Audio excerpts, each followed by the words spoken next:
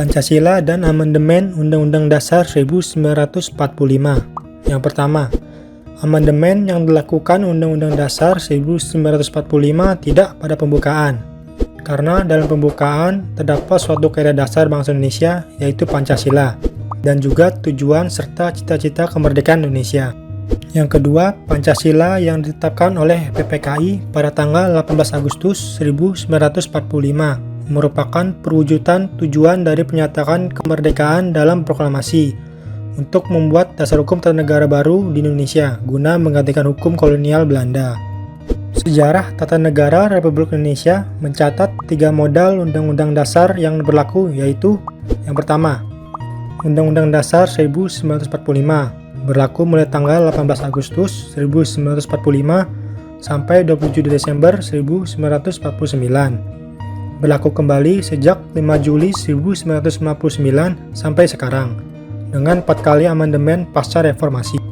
Yang kedua, Konstitusi RIS yang diundangkan dalam Lembaran Negara Nomor 3 Tahun 1950 yang berlaku mulai tanggal 27 Desember 1949 sampai 17 Agustus 1950. Yang ketiga, UUDS yang diundangkan dalam Lembaran Negara Nomor 56 Tahun 1950 sebagai Undang-Undang Nomor 7 Tahun 1950 yang berlaku mulai 17 Agustus 1950 sampai 5 Juli 1959.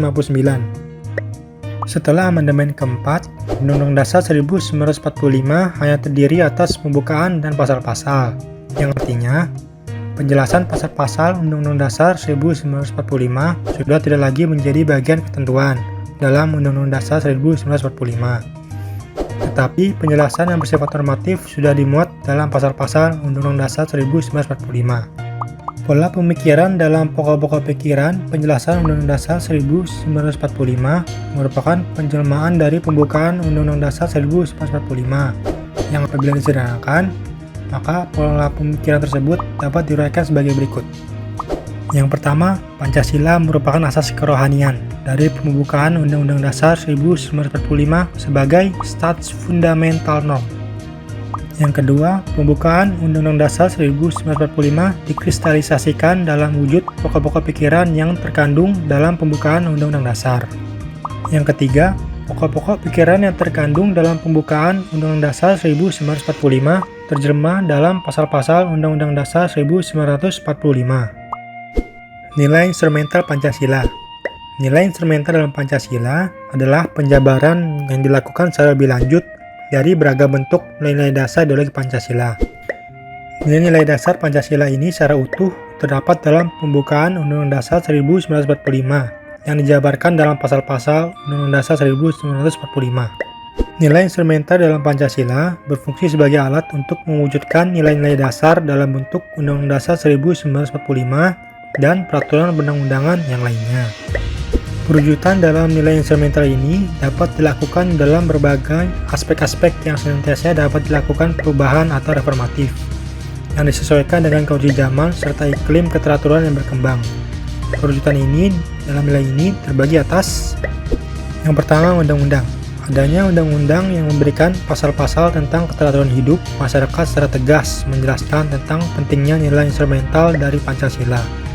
Bahkan untuk proses penyesuaiannya, aturan ini bisa dilakukan amandemen. Seperti contohnya ialah amandemen Undang-Undang Dasar 1945. Yang kedua yaitu peraturan pemerintah.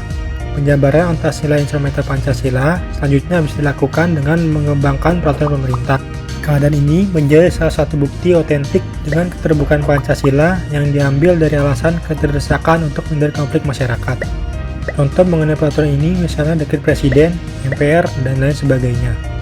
Berikut adalah nilai instrumental Pancasila yang terdapat pada Undang-Undang Dasar 1945. Yang pertama, nilai sila ke-1 terdapat dalam pasal 28E ayat 1 dan pasal 29E ayat 2.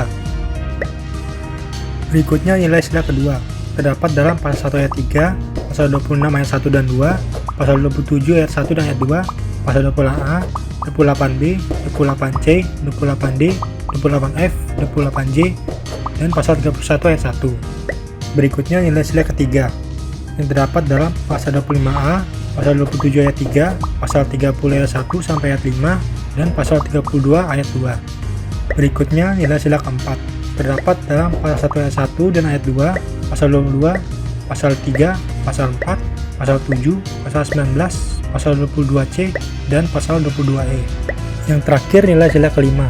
Terdapat dalam pasal 23, pasal 28H, pasal 31, pasal 32, pasal 33, dan terakhir pasal 34. Implementasi Pancasila dalam pembuatan kebijakan negara dalam bidang politik. Implementasi Pancasila dalam bidang ini dituangkan dalam pasal 26, 27 ayat 1, dan pasal 28. Pasal-pasal tersebut adalah penjabaran dari pokok-pokok pikiran kedaulatan rakyat dan kemanusiaan yang ada dan beradab, yang masing-masing merupakan pancaran dari sila keempat dan kedua Pancasila. Kedua pokok pikiran ini adalah landasan bagi kehidupan nasional di bidang politik di negeri Republik Indonesia. Berdasarkan penjabaran kedua pokok pikiran tersebut, maka pembuatan kebijakan negara dalam bidang politik harus berdasar pada manusia yang merupakan subjek pendukung Pancasila. Sebagaimana dikatakan oleh Noto Nagoro, bahwa yang berketuhanan, berkemanusiaan, berpersatuan, berkerakyatan, dan berkeadilan adalah manusia. Hal ini dimaksudkan agar sistem politik negara dapat menjamin hak-hak asasi manusia. Dengan kata lain, pembuatan kebijakan negara dalam bidang politik di Indonesia harus memperhatikan rakyat yang merupakan pemegang kekuasaan atau kedaulatan berada di tangan rakyat. Pancasila dalam pembuatan kebijakan negara dalam bidang ekonomi. Nilai-nilai Pancasila sebagai dasar negara dalam bidang ekonomi bertujuan demi kemanusiaan dan juga kesejahteraan masyarakat. Mengacu pandangan dari Mubiarto dalam Usman dan Alfian mengenai 5 prinsip pembangunan ekonomi yang mengacu kepada nilai Pancasila, yaitu sebagai berikut. Yang pertama, ketuhanan yang Maha Esa. Roda perekonomian digerakkan oleh rangsangan-rangsangan ekonomi, sosial, dan moral. Pengelolaan sistem keuangan yang baik akan menghindarkan adanya kemungkinan kerugian dan potensi terjadinya penyalahgunaan keuangan yang bertentangan dengan nilai agama atau ketuhanan yang Maha Esa. Yang kedua, kemanusiaan yang adil dan beradab. Ada kehendak kuat dari seluruh masyarakat untuk mewujudkan pemerataan sosial sesuai asas-asas kemanusiaan. Yang ketiga, persatuan Indonesia. Prioritas kebijaksanaan ekonomi adalah penciptaan perekonomian nasional yang tangguh. Hal ini berarti nasionalisme menjiwai setiap kebijaksanaan ekonomi. Yang keempat, kerakyatan yang dipimpin oleh hikmat kebijaksanaan dalam permusyawaratan perwakilan. Koperasi yang merupakan soko guru perekonomian dan merupakan bentuk saling konkret dari usaha bersama. Yang kelima, keadilan sosial bagi seluruh rakyat Indonesia. Adanya timbangan yang jelas dan tegas antara perencanaan di tingkat nasional dan desentralisasi dalam pelaksanaan kebijaksanaan ekonomi untuk mencapai keadilan ekonomi dan keadilan sosial. Nilai-nilai Pancasila sebagai dasar negara dalam bidang ekonomi mengidealisasikan terwujudnya keadilan sosial bagi seluruh rakyat Indonesia. Oleh karena itu, kebijakan ekonomi nasional harus bertumpu kepada asas-asas keselarasan, keserasian, dan keseimbangan peran perseorangan, perusahaan swasta, dan badan usaha milik negara.